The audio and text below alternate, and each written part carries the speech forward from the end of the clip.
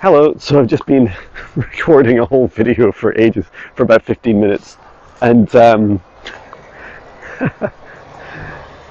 it wasn't recording, so I'm starting again. So this will be even more concise and even better, and that's why the universe wants me to say it. So we're talking about the subject of being haunted by our past. So being haunted by, experiences, versions of us in this lifetime and in other lifetimes.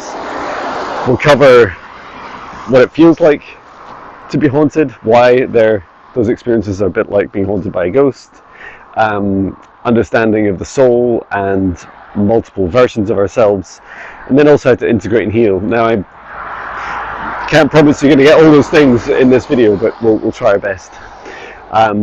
So yeah, first of all, are you ever haunted by, so do you ever have experiences of being these memories coming up? So let's focus on this lifetime to begin with. Memories coming up of things you've done in this life where maybe it's been trauma, maybe it's been decisions that you've made that you weren't super happy with, maybe it's just something that you've not really been totally happy with, that you've not really faced in yourself. And so this, to give an example, always give an example, John. I've been on holiday this week, and some of the things that have been bubbling to the surface for me have been, when I was in my 8 years of my corporate job, and in some respects my whole career. But you might not think it to think it of me now, but there was very kind of harsh versions of me, that would. In the past, I was a senior manager. If a hard decision was to be made, I wouldn't shy away from it. I would just do it.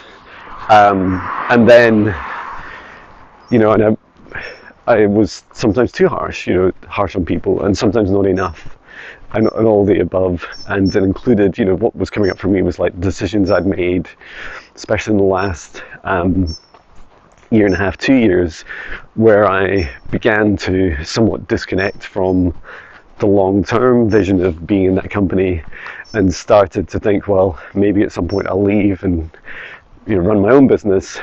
And there were some times that I was avoiding, or just delaying doing the right thing for people. And no one's perfect, right? But I felt it was like unresolved feelings and experiences and trauma. So really, the ideal state for all of us is that we love the whole of ourselves, that we love the past, the parallel, the present and the future of ourselves, regardless of what we've done in the past, what we're doing now, what we're doing in the future, or what's happening to us. And that we never tightly couple anything outside of us with our own self-love and self-worth. So for example, it's not healthy for me to say, let's just turn around, Patch, it's beautiful here, but we'll need to start heading back.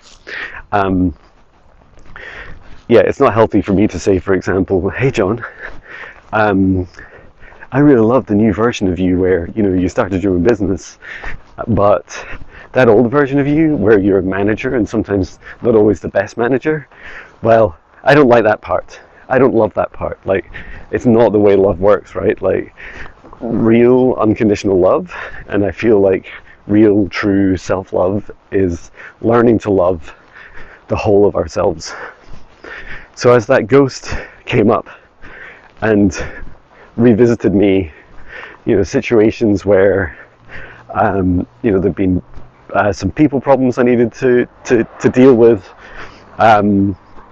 in my last job, and those situations that come up, I started to feel into it, and it did literally come up like a ghost. It's like, John, remember this, remember you, remember the things you did and said, remember how people felt or didn't feel, remember the reactions of your managers around you and the people around you. Like, this was all really fascinating to me.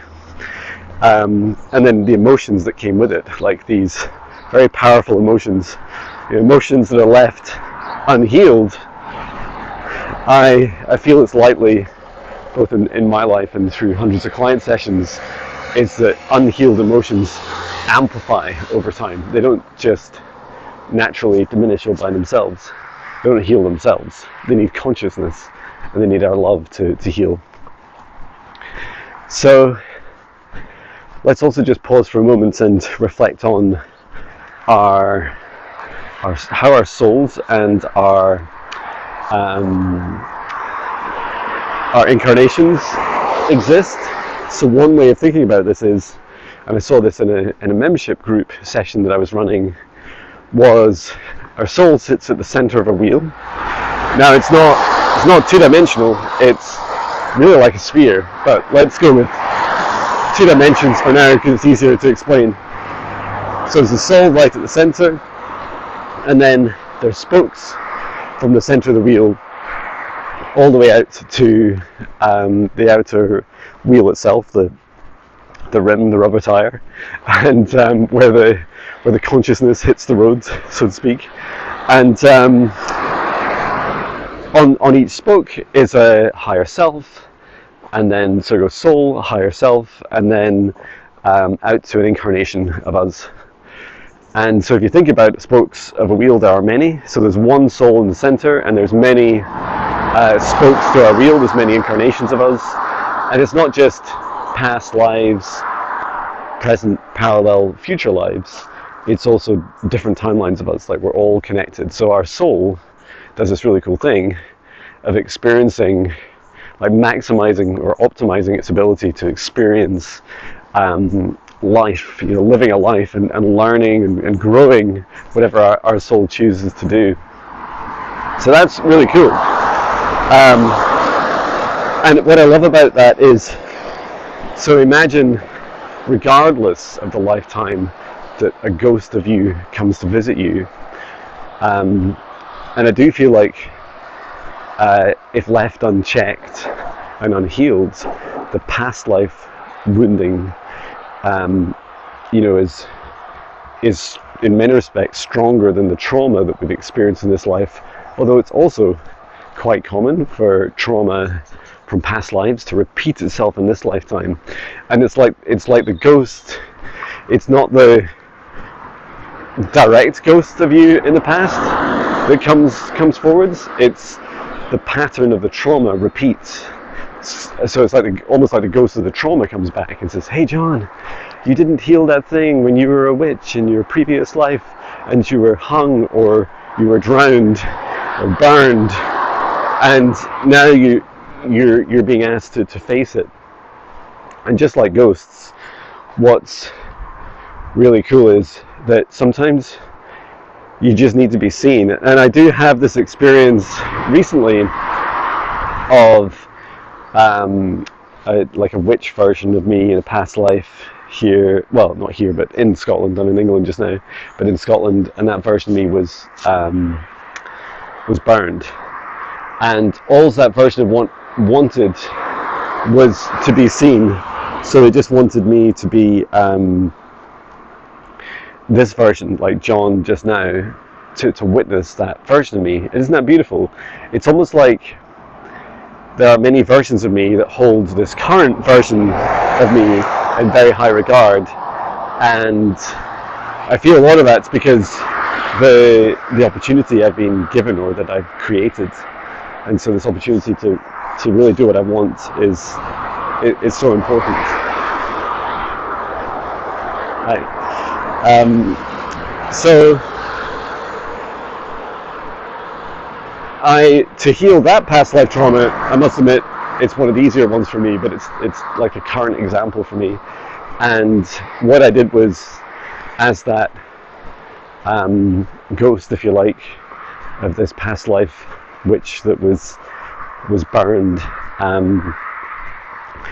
I just asked them to show me the time, show me the place, show me them. And I wasn't in meditation, I was just walking down this road. And I just put my hand on my heart, I took a deep breath, and first of all just honour them and say thank you so much for stepping forwards at this time And then, could you show me the lifetime, show where and when and who were you, and show me the trauma of what happened. And I stood there, it's just sending tingles up and down my spine. I stood there in the crowd, witnessing what had happened. And so I could see myself, this past life version of me, being burned, and I can see her. I was a female. I can see her face, just looking back at me just now, and just saying I love you as they sadly died. And it was just so powerful and so beautiful. And that healing, sometimes that's all that we need. The other cool experience I had today was I was running past my 5 a.m. run, so it was very quiet, not like the recent traffic. 5 a.m. run outside Warkworth Castle, and it's really funny. This is quite common for me now. The more of this work I do, but we can go down here, Patch. This voice. This felt like what people may describe as a ghost, but I'll explain in a minute that it's more the other way around. That I was the ghost. This guy is up on the top of the castle, and he felt like he was from about somewhere just over 200 years ago, and he's shouting at me from the top of the castle. He was like the night watchman or something, and he says, "Come on, Pedge." He's having great sniffs today, but very slow. So this night watchman, if you like, on the castle wall, just shouts to me and says, "Hey, you there!" He says, "What is your business and where are you from?" And I stopped running for a moment, and I stopped and looked up at the castle wall, and I knew that, like, even just looking at this energy that was coming from him, and like he felt like he was in a much different state of the castle. Like it's kind of partly ruined now, and his looked a lot better. So I knew it was pretty easy to quickly realize this was from a long time ago. And but he could see me, so it wasn't me seeing a ghost. Like, it wasn't me seeing a projection of him in my lifetime. It was the other way around. He was seeing a ghost from the future, which was me in the present. And I just said, "Hi." I said, "I'm John Binnie," and I said, "I'm from Dunbar." And he said to me, "No, the town's had different names over the years," and he called it, I think it was like he pronounced it like Dunbara, and he said to me, "Everyone speaks with funny voices there," and he said, "You don't have a voice like that." And I said, "I know, I only recently moved there 20 years ago." So that was funny, and we just got on our way, and I just thanked him. I just kept running, and I thanked him for the experience. And it was so funny because I was a future ghost to him, and I love that too, right? Like, this is the way healing works. There are future versions of us right now that we would love to believe that these future versions of us would love this present version of us and all the aspects of us. And so, for example, when I think back to all those days that I went into work in my corporate job, whatever I was doing in that industry for 26 years, and it was hard. It was hard work. Worked many hours, and I would drink coffee, quite a lot of coffee in the morning, and just work through all the meetings, sometimes back-to-back meetings all day. And I'd love to think that in the future, as the awareness continued to expand, was that there was this future version of me that had figured out a better way of living and had figured out how to grow and to heal even more than I have now, or I had then. But most importantly, that this future version of me would love and be grateful for this past version of me. So to wrap up, some key messages I feel are helpful to share with you all. One is to encourage you as these traumas in your life begin, surface at different times through our lives. These ghosts of our Christmas past that come back to us as that happens, to hold space, to stop what you're doing for a moment, take 3 deep breaths, ask that version of you to show themselves where they're from, what did they do. If you don't feel comfortable doing it in the moment, set aside some time, do like a little meditation practice and ask them to step forwards. And then if you're able to, do it yourself, do some healing, like feel into what was the experience they're trying to show you. How does that apply to what you're doing now? Like how can you help heal it? And knowing that, often just having them being seen, and then also sending some love, like just imagine that love energy flowing from your heart to that version of you in this lifetime or any other lifetime is super helpful. The other thing you can do is book me in for a one-to-one session.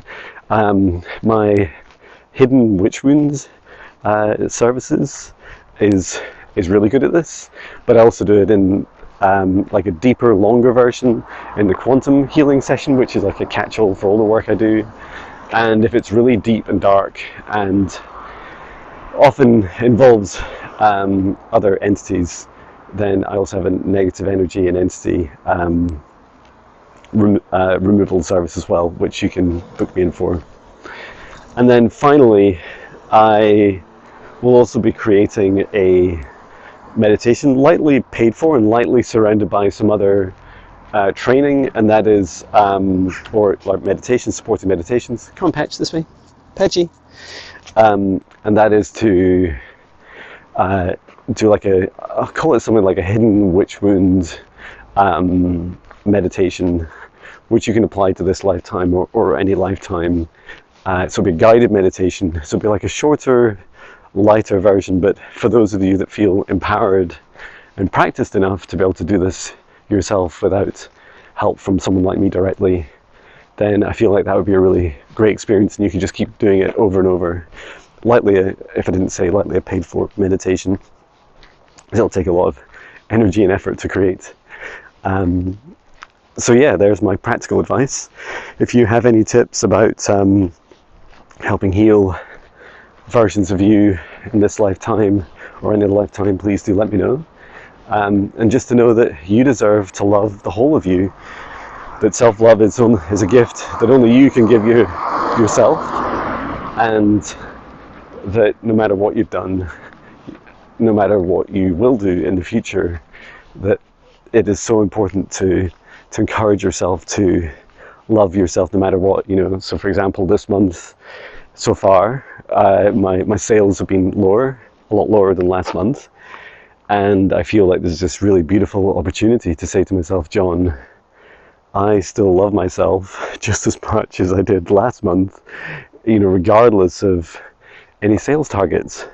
And whilst I don't have sales targets, it's just like, I've been talking my monthly reflections about the patterns that I'm seeing, or percentages.